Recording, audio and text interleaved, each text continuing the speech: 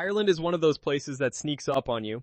You arrive expecting green hills and old pubs, and you leave wondering how a single island managed to pack so much magic into such a small piece of Earth.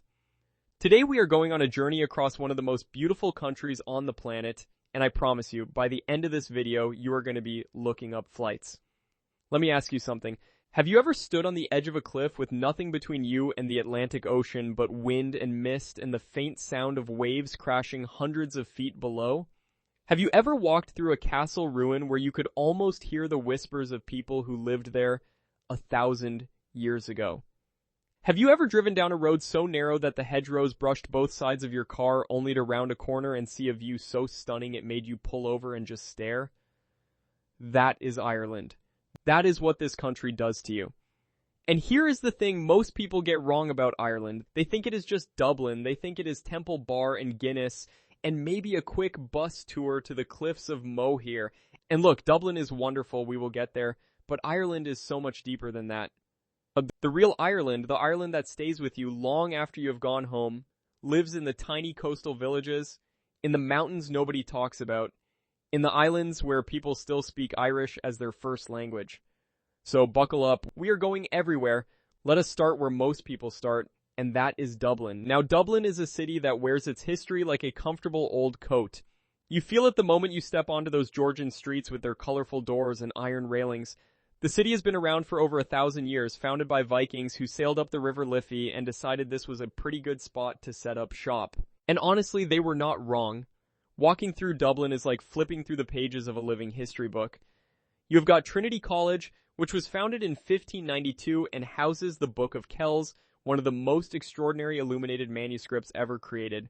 Monks on the island of Iona painstakingly crafted this masterpiece over 1,200 years ago, and seeing it in person is one of those moments where you just stand there in awe of what human hands can achieve. Then there is Dublin Castle, St. Patrick's Cathedral, the old cobblestone streets of the Liberties neighborhood. But Dublin is not stuck in the past. It is a city buzzing with energy. The tech industry has transformed entire neighborhoods. The food scene has exploded over the past decade. And the literary tradition, well, this is the city that gave us James Joyce, Oscar Wilde, Samuel Beckett, and Bram Stoker. There is literally a statue of Oscar Wilde lounging on a rock in Merrion Square, and it captures the spirit of Dublin perfectly, this combination of brilliance and irreverence and humor. But we need to move on because the rest of the country is calling. Head south from Dublin and you will find yourself in County Wicklow, which the Irish call the Garden of Ireland, and for good reason. Wicklow is where the mountains meet the sea, and the result is landscapes that look like they were painted by someone who had an unlimited supply of green paint. Glendalough is the jewel here, a glacial valley with 2 lakes, ancient monastic ruins, and hiking trails that wind through forests so quiet you can hear your own heartbeat. The monastic settlement there was founded in the 6th century by St. Kevin, and there is something profoundly peaceful about standing among those old stone buildings surrounded by nothing but nature. Now I want to take you to one of the most dramatic stretches of coastline on Earth. We are heading west across the country to County Clare and the cliffs of Moher, and I know everybody talks about the cliffs of Moher, but there is a reason for that. These cliffs rise over 700 feet straight out of the Atlantic Ocean, stretching for about 8 miles along the coast. On a clear day, you can see the Aran Islands to the north and the mountains of Connemara beyond them. On a stormy day, and honestly stormy days might be even better, waves explode against the base of the cliffs and the wind hits you so hard you have to lean into it just to stay upright. But here's a tip that most travel guides will not tell you. Skip the main visitor center and walk south along the cliff path toward Hag's Head. The crowds thin out dramatically and you get views that are arguably even better. There is a stone watchtower out there, and standing beside it with the Atlantic stretching out to infinity in front of you, that is one of those moments that reminds you why we travel in the first place. While we are in County Clare, we need to talk about the Burren. This is one of the most unique landscapes in all of Europe, and it does not get nearly enough attention. The Burren is a vast expanse of limestone karst, essentially a moonscape of cracked gray rock that stretches as far as you can see. But here's the magical part. In the cracks and crevices of that rock, wildflowers bloom in extraordinary abundance. Arctic and Mediterranean plant species grow side by side here, something that happens almost nowhere else on the planet. Scientists have been puzzling over the Burren's ecology for centuries. Walking through the Burren feels like walking on another planet. There are dolmens, ancient stone burial tombs scattered across the landscape. The most famous is Polnebroen Dolmen, a 5,000-year-old portal tomb that looks like a giant stone table rising out of the rock. Think about that for a moment. People built this structure 3,000 years before the Roman Empire even existed. Now let us continue up the west coast because this is where Ireland really starts to show off. The Wild Atlantic Way is one of the longest defined coastal routes in the world, stretching over 1,600 miles from County Cork in the south to County Donegal in the north. And driving it, or even just sections of it, is one of the great road trip experiences you can have anywhere. As you move into County Galway, the landscape shifts again. This is Connemara, a region of rugged mountains, peat bogs, and wild Atlantic beaches. The 12 Bends mountain range dominates the skyline, and Connemara National Park offers some of the best hiking in the country. But what makes Connemara special is not just the scenery. This is one of the strongholds of the Gaeltacht, the Irish-speaking regions. You will see road signs only in Irish. You will hear the language spoken in shops and pubs. It is a living connection to a culture that stretches back thousands of years. Galway City itself is something special. It is small enough to walk across in 20 minutes, but it punches so far above its weight in terms of culture and atmosphere that it regularly gets named one of the best cities in Europe to visit. The streets are filled with buskers and street performers. The pubs overflow with traditional music sessions that start spontaneously and can go on until the early hours. There is an energy to Galway that is hard to describe but impossible to miss. If Dublin is Ireland's head, Galway is its heart. From Galway, many people take a ferry or a small plane out to the Aran Islands, and this is something I cannot recommend strongly enough. The three islands, Inismore, Inismeain, and Inisoir, sit out in Galway Bay like stepping stones into the Atlantic. Life moves at a different pace here. People get around by bicycle or horse-drawn cart. The stone walls that crisscross the islands have been built and rebuilt for centuries. And on Inismore, you will find Dún Angasa, one of the most spectacular prehistoric stone forts in Europe, perched right on the edge of a 300-foot cliff. Standing there, with nothing between you and America but 3,000 miles of ocean, you feel like you are standing at the edge of the world. And in a way, for thousands of years, people believed you were. Let us keep moving north. County Mayo is next, and it is absolutely gorgeous in a wild, untamed way that feels different from the rest of Ireland. Croagh Patrick, Ireland's holy mountain, rises above Clew Bay like a perfect cone. Every year, tens of thousands of people climb it, many of them barefoot, on the last Sunday of July, in a tradition that goes back to St. Patrick himself, and the views from the summit are extraordinary. Looking out over Clew Bay with its hundreds of tiny islands, it is the kind of panorama that makes you understand why people have considered this place sacred for millennia. Nearby, Achill Island is connected to the mainland by a bridge and offers some of the most dramatic scenery in the country. The beaches there, particularly Keem Bay, are jaw-dropping. Picture white sand, turquoise water, and massive cliffs surrounding a sheltered cove. You would swear you were in the Mediterranean if it were not for the wind reminding you that no, you are very much in the North Atlantic. Now we reach what I think might be the most underrated part of Ireland. County Donegal. Oh, this is as far north as you can go on the island, and it is absolutely wild. The sea stacks at Slieve League are taller than the cliffs of Moher, but get a fraction of the visitors. The beaches at Malin Head, the northernmost point of the island, are breathtaking. And the interior of Donegal, with its mountains and glens and lakes, has a sense of solitude and remoteness that is increasingly hard to find in Europe. Donegal is also where you will find some of the best traditional Irish music. The Donegal fiddle tradition is world-renowned, and on any given night in a small pub in a small town, you might stumble into a session that would rank among the best musical experiences of your life. That is one of the beautiful things about Ireland. The best moments are often the ones you do not plan. Let us swing back across the country now and talk about Northern Ireland. And yes, I know Northern Ireland is technically part of the United Kingdom, but geographically and culturally, it is very much part of the island of Ireland, and you absolutely should not skip it.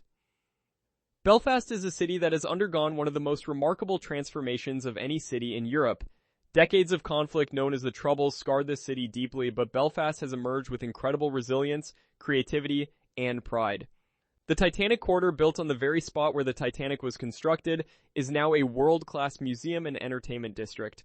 The Cathedral Quarter buzzes with restaurants and bars and street art, And the murals throughout the city, while many of them are reminders of a painful past, are also powerful works of art that tell the story of a community that refused to be defined by conflict. From Belfast, you can reach the Giant's Causeway in about an hour, and this is one of those places that you have to see to believe. About 40,000 interlocking basalt columns rise from the sea, most of them hexagonal, formed by an ancient volcanic eruption roughly 60 million years ago. But the legend is better than the science. According to Irish mythology, the giant Finn McCool built the causeway so he could walk across the sea to Scotland to fight a rival giant. When you see it, the legend actually feels more plausible than the geology.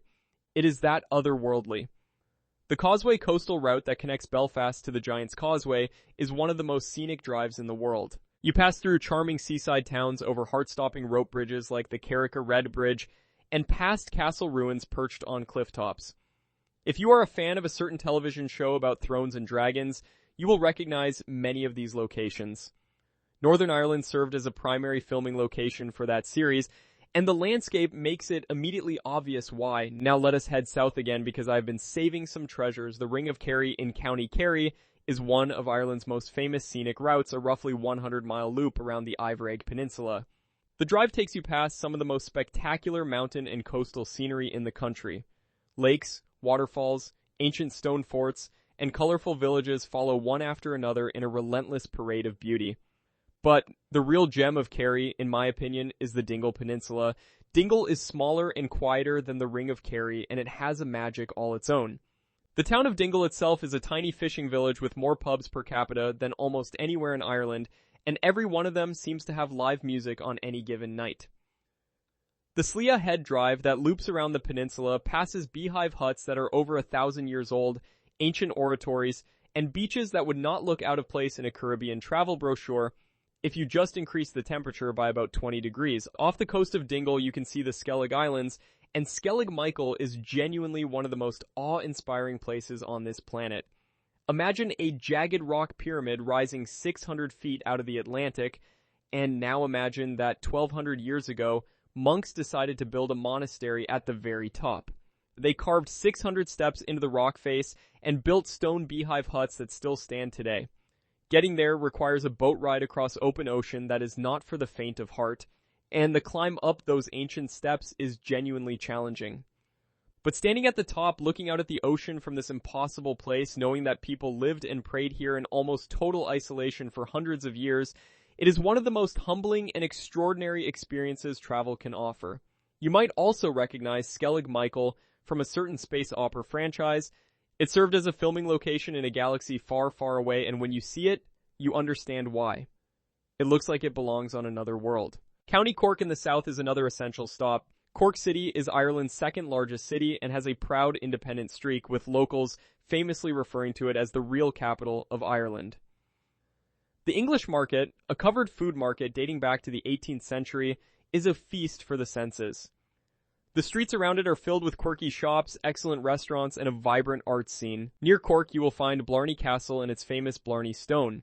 Kissing the stone is supposed to give you the gift of eloquence, and while I cannot verify whether that actually works, the castle itself and its extensive gardens are well worth a visit regardless of your feelings about kissing ancient rocks. The coastal town of Kinsale, just south of Cork, is often called the food capital of Ireland, and it more than lives up to that title. But it is also stunningly beautiful, with brightly painted buildings cascading down to a gorgeous natural harbor. I want to talk for a moment about something you cannot see in photographs, and that is the people. Ireland's greatest wonder is not a cliff or a castle or a mountain. It is the Irish people themselves. There is a warmth and generosity of spirit here that is genuinely unique. Conversations with strangers in pubs turn into friendships. Ask for directions and you might end up being driven to your destination. There is a phrase in Irish, Cead mille féilte, which means 100,000 welcomes, and it is not just a slogan. It is something you feel in every interaction.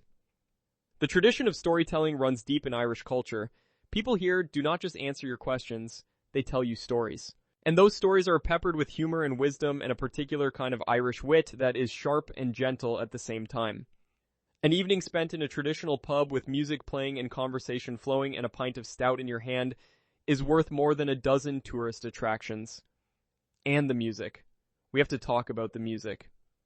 Traditional Irish music is not something that happens on a stage for an audience. It happens in a circle of chairs in the corner of a pub, with musicians playing fiddles and tin whistles and bodhrans and uilleann pipes, and everyone in the room is part of it. The tunes can be joyful and riotous, making you want to dance, or they can be achingly beautiful and melancholic, making you want to cry. Often they manage to be both within the same session.